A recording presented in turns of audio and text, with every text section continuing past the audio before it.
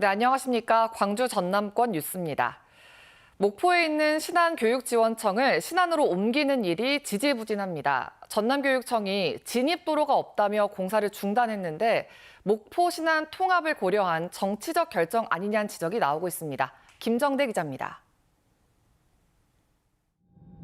주민 편의와 행정 효율을 위해 관계기관 이전을 추진 중인 신안군.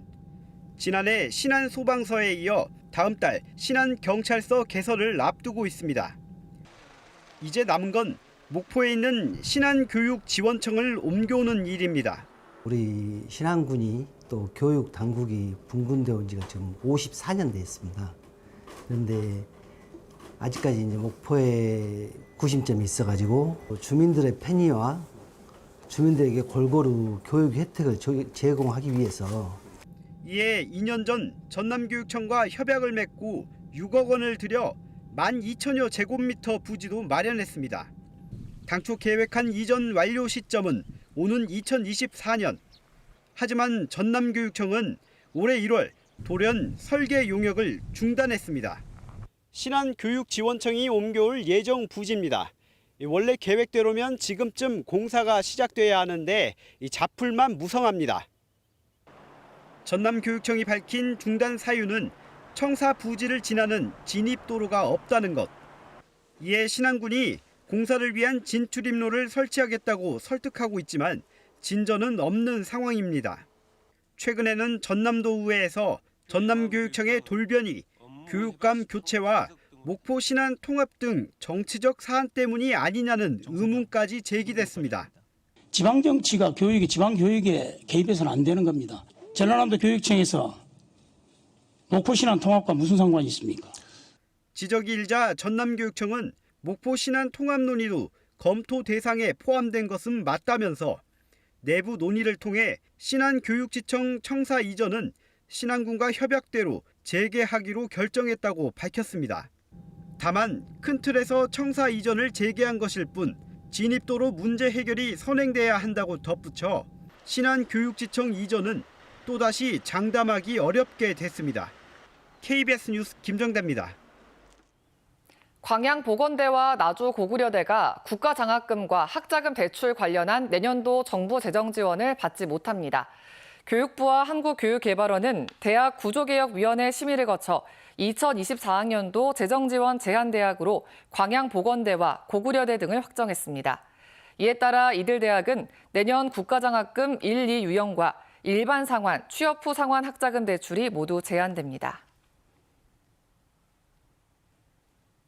포스코 광양제철소 원료부두에서 철광석 등의 오염물질이 바다로 흘러 쌓이고 있다는 보도 여러 차례 전해드렸죠. 광양시가 자체적으로 퇴적층 시료를 분석한 결과 일부 항목이 기준치를 초과한 것으로 알려졌습니다. 포스코는 기존 분석 결과와 큰 차이가 있다며 재분석을 요구했습니다. 보도에 최혜진 기자입니다. 철광석이 섞인 빗물이나 철광석 가루가 바다로 떨어진 광양제철소 원료 부두입니다.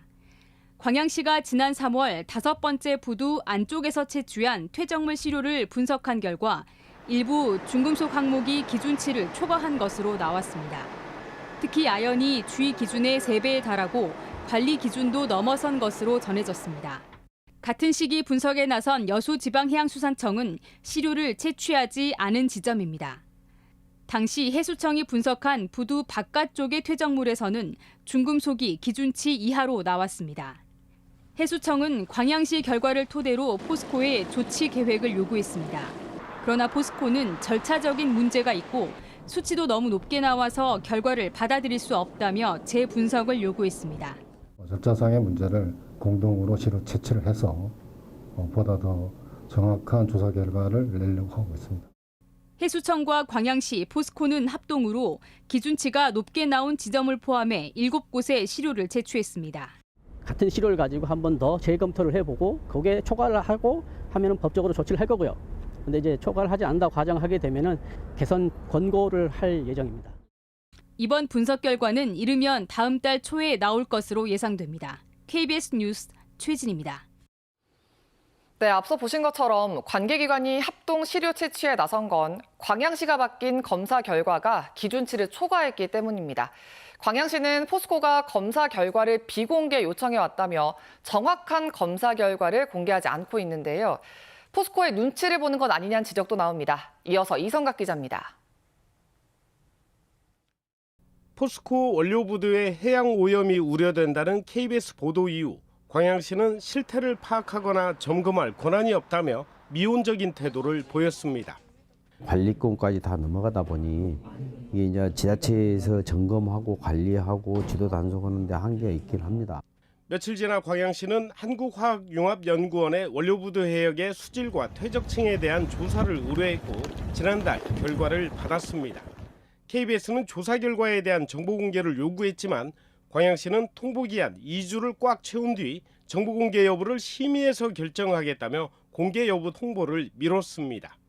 포스코 측이 강하게 검사 결과 비공개를 요구하고 있어서 부담스럽다는 게 광양시의 입장입니다. 정보공개법상 비공개 대상인 경영이나 영업상 비밀이 아닌데도 해당 부서에서 공개 결정을 하지 않은 겁니다. 하지만 검사 결과는 일부 성분의 기준치 초과뿐 아니라 다른 항목의 수치나 기준 초과 지점 등 광양 앞바다의 해양 오염 정도를 파악하는 데 중요한 자료입니다. 조사하는 과정이 데이터가 높게 나왔다 해서 서로 신뢰성을 개선돼가면서 숨길 필요는 없다고 보여집니다. 포스코 자회사 설립에 대한 우려 때문에 시의회가 2달 넘게 릴레이 시위를 벌였지만 사실상 침묵해온 광양시. 광양시는 1년 넘게 이어진 포스코와의 상생 협의에서도 합의점을 찾지 못하고 있습니다. KBS 뉴스 이성각입니다. 10년 동안 광주시립 제2요양병원을 위탁 운영하던 전남대학교 병원이 적자가 누적돼 오는 7월 운영기간이 끝나면 운영을 포기하기로 했습니다. 이에 따라 광주시는 2차례 걸친 모집 공모에 참여한 의료법인 한 곳에 대해 적정성 평가를 진행해 운영기관을 선정할 계획입니다. 한편 지난 2월 수탁기관이 변경된 광주시립 제1요양정신병원은 파업과 직장 폐쇄로 노사 갈등이 격화하면서 운영에 차질을 빚고 있습니다. 뇌졸중, 심근경색 등 중증 응급질환과 관련해 전남 지역의 의료 공백이 심각하다는 조사 결과가 나왔습니다. 경제정의 실천시민연합은 기자회견을 통해 전국의 권역 응급의료센터에 신경외과와 흉부외과, 소아청소년과를 대상으로 한 인구 100만 명당 전문의 수와 뇌졸중, 심근경색 환자의 병원 내 사망률 통계 등을 분석한 결과 경상북도와 충청남도, 전라남도 순으로 응급의료에 취약했다고 밝혔습니다. 경실련은 이들 지역에 국립의과대학이 없어 필수 의료인력 수급에 취약하다며 장기적으로 권역별 공공의대를 신설하고 의대 정원을 최소 1,000명 이상 늘려야 한다고 덧붙였습니다. 전국 지자체 가운데 가장 많은 육아수당인 최대 5천여만 원을 지급하는 강진군의 출생아 수가 증가한 것으로 나타났습니다. 강진군은 이 같은 육아수당 시행 1년 전인 2021년 10월부터 지난해 5월까지 59명이 태어난 반면 육아수당이 본격적으로 실시된 지난해 10월부터 올해 5월까지는 83명이 태어났다고 밝혔습니다. 광주광역시 역대 민선시장들이 모여서 어제 간담회를 열었습니다. 이번 간담회에는 강기정 시장과 민선 2기 고재유 시장, 3, 4기 박광태 시장, 5기 강훈태 시장, 7기 이용섭 시장이 참석해 광주의 현안에 대해 논의했습니다. 전직 시장들은 광산업 활성화와 쓰레기 매립장 포화에 따른 대책 추진, 인공지능 대표 도시로 발돋움하기 위한 노력 등을 주문했습니다. 전남 지역 마늘 농가들이 농협의 계약재배 단가 하향 결정에 대해 재조정을 촉구했습니다. 전국 마늘 생산자협회 전남도 지부는 기자회견을 열고 지난해 1kg당 4,800원이었던 계약재배 마늘값이 올해는 3,100원까지 낮춰졌다며 농협 측에 단가 재조정을 요구했습니다.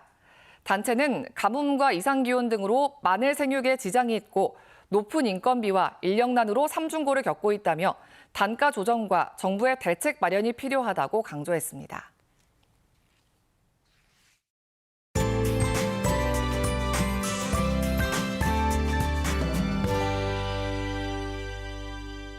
내일까지는 작은 우산 챙겨서 외출하시면 좋겠습니다. 곳곳에 더위를 식혀줄 비 소식이 있는데요. 오늘 오전 중에 전남 서해안 지역부터 비가 시작이 되겠고요. 오후면 광주 전남 대부분 지역으로 확대가 되겠습니다.